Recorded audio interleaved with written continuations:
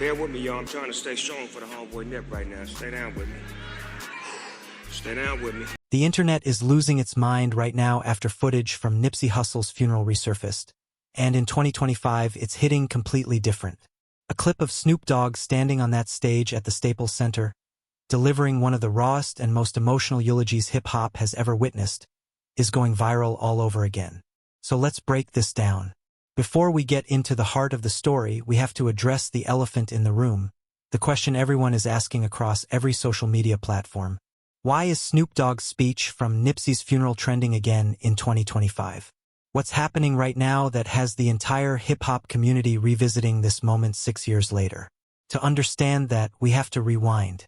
April 11, 2019. Staples Center, Los Angeles, California. And for those who don't know, Staples Center isn't just an arena. This is the house Kobe built. This is where championships are won. This is where legends are honored. On this day, an estimated 21,000 people packed the building to say goodbye to another legend, Nipsey Hussle. And getting inside wasn't easy. Tickets were free, but demand was unreal. People waited in line for hours, some overnight, just hoping for a chance to get in. Outside, the streets were flooded with mourners who couldn't make it inside but still wanted to be close to the moment. It felt like a funeral, but it also felt like a concert, a celebration, exactly the kind of energy Nipsey would have wanted. Inside the arena, everything was intentional. A floral-covered casket, massive screens glowing in pink and blue, music filling the space like a victory lap instead of a goodbye. Stevie Wonder took the stage and spoke on gun violence. Jhené Aiko performed. Tributes poured in, and the entire building was locked into the moment. But this wasn't just about mourning a rapper. A letter from former President Barack Obama was read aloud, honoring Nipsey's work in underserved communities. Think about that. A former U.S. president recognizing a man from Crenshaw. That alone tells you how deep Nipsey's impact really ran. And it didn't stop there. After the service, a 25.5-mile procession moved through South Los Angeles, Englewood, Watts, Crenshaw. Crowds lined the streets. Security was handled by the Nation of Islam. Rival neighborhoods stood together in peace. Gang leaders who hadn't spoken in years showed up side by side. The city came to a standstill. Fast forward to now. A TikTok post from September 2025 promoting exclusive funeral footage has already pulled in over 13,000 likes and hundreds of comments. Proof that Nipsey's legacy hasn't faded at all. Then, in March 2025, more tribute compilations went viral, blending old footage, community memorials in Crenshaw, and modern reflections. Nostalgic, emotional, and powerful all at once. But out of everything from that day, there was one moment that stood above the rest. When Snoop Dogg, the OG, the Dogfather, the Long Beach legend, stepped up to the podium. No performance, no script, just real emotion. What he said that day didn't just honor Nipsey Hussle. It captured the pain, the pride, and the promise of an entire culture. And that's why, 6 years later, the world is still listening. It's a tough one right here, man. First of all, I want to thank y'all for allowing me the opportunity to speak here today. It's a real honor to be able to appear here and to show love on behalf of my friend, my brother, a great man, a great leader, a great father, a great teacher, and a great friend, Nipsey Hussle. That introduction alone told you everything you needed to know about the bond between these two men. Snoop Dogg didn't step up to that podium just to say a few polite words and move on. Nah, he came to bare his soul, to speak his truth, to honor his brother in the most honest way possible. And the way Snoop spoke about Nipsey wasn't limited to music. He acknowledged him as a leader, a father, a teacher. That's a level of respect you can't fake. That kind of recognition only comes from real love, real admiration, earned over time. And the impact of Nipsey Hussle didn't end when the service was over. What followed was a living, breathing example of how deeply he had touched his community. A 25-mile procession moved through South Los Angeles, through Englewood, through Watts, with thousands upon thousands of people lining the streets just to catch one final glimpse of their fallen hero. It was something you had to see to believe. People crying, people cheering, signs held high, Nipsey's music blasting from car speakers at full volume. And maybe most powerful of all, something happened that almost felt impossible. Gang leaders began brokering truces. Crips and Bloods stood side by side, not divided by colors, but united in grief. It echoed the unity the city hadn't seen since the aftermath of the 1992 Rodney King riots. All because of one man who dedicated his life to peace, ownership, and elevation. That was Nipsey Hussle's power. And that is the legacy that still resonates today. Now let's really break this down, because what Snoop Dogg said during that eulogy wasn't just a speech. Every word was raw, unfiltered, and soaked in truth. This was the Dogfather speaking from the heart. One of the very first things Snoop did was acknowledge Lauren London, Nipsey's partner and the mother of his son. And the way he did it, it was nothing short of beautiful. Listen to this. And I want to start off by showing some love to Lauren and Nipsey's children. I want to send Lauren a lot of love for being the beloved queen to our king.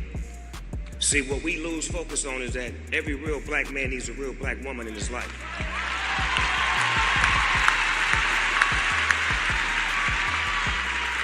Every time I would see Nip and Lauren out, they reminded me of me and my wife. It was like black excellence. You love to see that. You'll catch that? Black excellence. That's the phrase Snoop Dogg used to describe what Nipsey Hussle and Lauren London represented to him. A living example of love, loyalty, and success inside the black community. And when Snoop compared their relationship to his own marriage, that spoke volumes. That wasn't industry talk. That wasn't hype. That was respect at the highest level. One grown man recognizing something real in another man's life. But Snoop wasn't just there to honor Nipsey's memory.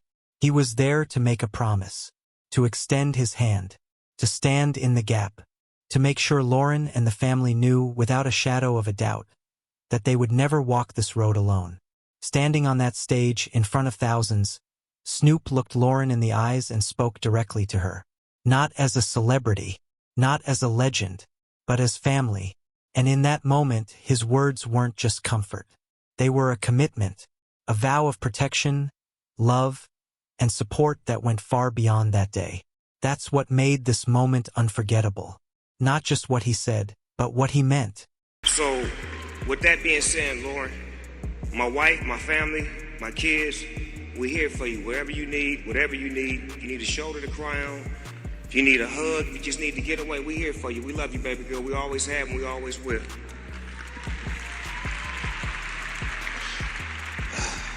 Bear with me, y'all. I'm trying to stay strong for the homeboy Nip right now. Stay down with me. Man, when Snoop said, "Bear with me, y'all. I'm trying to stay strong for the homeboy Nip right now," you could hear his voice crack.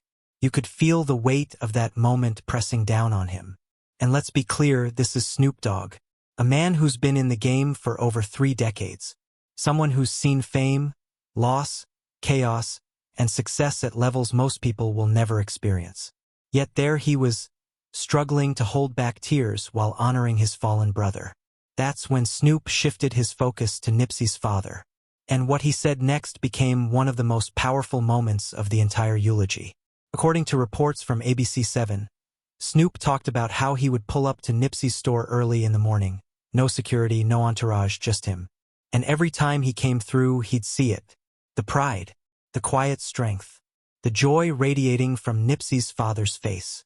Not because his son was famous, not because he was rich, but because Nipsey was present, because he was building something real, because he was uplifting his community the right way. And in that moment, Snoop wasn't just talking about a rapper. He was talking about a son who made his father proud. That's the part that hit different. It was always amazing when I would go to the store, because I would go to the store on my own solo, no security, pull up in the morning, Pops being there, and I could just see the look on his face that he was so proud of his boys for doing something in the community and doing something positive that was inspiring. And Pops, I'd look at your face every time I come in the store and I just sing the joy, and I just want you to know that you may have lost a son, but you picked up another son. You may have lost a son, but you picked up another son in me. That line hit different. That's not something you say for applause. That's not a throwaway moment. That's a commitment, promise. That was Snoop Dogg telling Nipsey's father, in front of the world, "You're family now." And in the streets, in the culture, that kind of statement carries real weight. It's not just words. It's a bond that goes beyond blood. And then Snoop shifted gears. This is where the eulogy went from emotional to legendary. He started telling stories. One in particular had the entire Staples Center laughing through their tears, the story of how he first came across Nipsey's music. According to XXL magazine, Snoop recalled the first time Nipsey approached him with his tape. And it wasn't like most rappers who come up saying, "Listen to my music. I can make you $1 million. Nah, Nipsey moved different. That moment summed up everything Nipsey Hussle stood for: independence, self-belief, and an unshakable confidence in his own vision. He wasn't asking for a handout. He wasn't looking for a cosign. He just wanted his music to be heard. Because he knew if people really listened, they'd recognize the greatness. Then Snoop told another story, one that had people laughing and crying at the same time. The moment he truly discovered Nipsey's music. According to People magazine, Snoop described their connection like two magnets snapping together, drawn by the same spirit of love. And even though both men came from gang-affiliated backgrounds, their bond was never about street politics. Never about reputations. Never about where they were from. It was about love, respect, and a shared vision for building something bigger than themselves. That's what made their relationship real. And that's why this eulogy still resonates all these years later. But one thing that me and Nip had was a kind spirit. We had that spirit of love, of, like Sam said, just magnating, like people magnate to Snoop Dogg and they magnate towards Nipsey. It's like when we met each other, it was like a magnet coming together. We had the same spirit. But what was crazy was Nip mentality was stronger than a rapper that's been in the game for 15 years. Think about what Snoop was really saying in that moment. He said Nipsey's mentality was stronger than rappers who had already been in the game for 15 years. And that statement came from Snoop Dogg, a man who, at the time, had spent over 25 years at the top of the industry. That's one of the highest compliments an artist can receive. What Snoop was really saying was this: even though Nipsey was younger, even though he wasn't as established, his vision, his discipline, and his mental fortitude surpassed artists who had been around far longer. That's rare. Now, we've got to address something, because whenever a moment like this goes viral, the internet does what it always does. The theories start flying. The controversy starts bubbling. And this resurgence of funeral footage has been no exception. So let's separate fact from fiction. Snoop Dogg and Nipsey Hussle didn't just share respect, they shared real history. They collaborated on multiple tracks, with Snoop openly crediting Nipsey's music for sparking their connection in the first place. Their collaborations blended street reality with growth and reflection. Music that spoke to resilience, ownership, and evolution. One of their most meaningful records was Question Number 1, 2016, produced by Mike and Keys. The video showed both men moving through gang-affected neighborhoods, not as instigators, but as ambassadors to the streets that shaped them. It was raw, it was honest, and it was exactly what the streets needed to hear. Other collaborations like Upside Down, Gangsta's Life, and several mixtape appearances highlighted their chemistry. Snoop viewed Nipsey as a protege, someone who embodied independence, and their music reflected that mentorship dynamic. Now, in 2025, some of the content circulating online is using provocative, misleading titles to grab attention. One example making the rounds is a YouTube video titled something along the lines of "New footage of Nipsey Hussle's affiliates trying to kill Snoop Dogg goes viral. Before anyone gets carried away, here's the truth." That video, which has only a few thousand views, doesn't contain any new footage related to Nipsey's funeral, nor does it show any real threat to Snoop Dogg from Nipsey's circle. Instead, it rehashes old Death Row-era history, discussing figures like Suge Knight, Daz Dillinger, and Tupac Shakur, along with long-standing feuds and legal drama from the 1990s. In other words, it's clickbait. Sensational headlines designed to exploit renewed interest in West Coast hip-hop. There have also been Gossip Channel claims suggesting tension between Snoop and Nipsey's family, some even alleging that Nip's brother, Black Sam, questioned Snoop's closeness to Nipsey. But when you look at the actual evidence, those claims fall apart. They're based on unverified YouTube speculation and social media chatter, and they directly contradict Snoop's documented tributes, public statements, and years of collaboration with Nipsey. Now, to understand why Nipsey's death still hits so hard 6 years later, you have to understand what made him different. Across Reddit threads, core analyses, and countless social media reflections, one theme keeps coming up again and again. Nipsey wasn't just talking about change. He was living it. He was a black man who started with every disadvantage, and still built enough success to reinvest directly into his own community. As one Reddit user put it, Nipsey died a millionaire trying to help kids get off the streets. That one sentence says everything. He could have left Crenshaw behind, moved to the hills, disappeared from the struggle. But he didn't. He stayed. He invested. He hired. He inspired. And then came the line that made this eulogy unforgettable. The line that's been quoted and replayed millions of times since that day. For God so loved the world that he gave us a good. Snoop took one of the most famous verses in the Bible and flipped it to honor a man with gang roots who became a symbol of hope.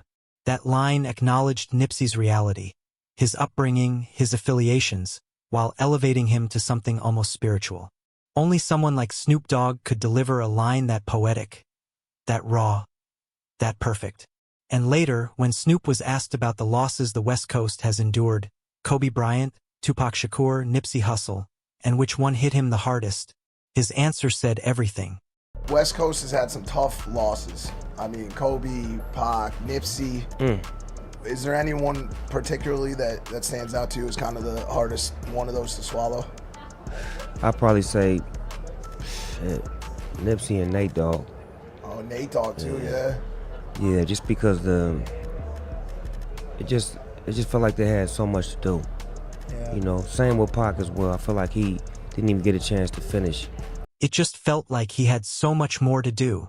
That one sentence captures the entire tragedy of Nipsey Hussle's death. He was only 33 years old.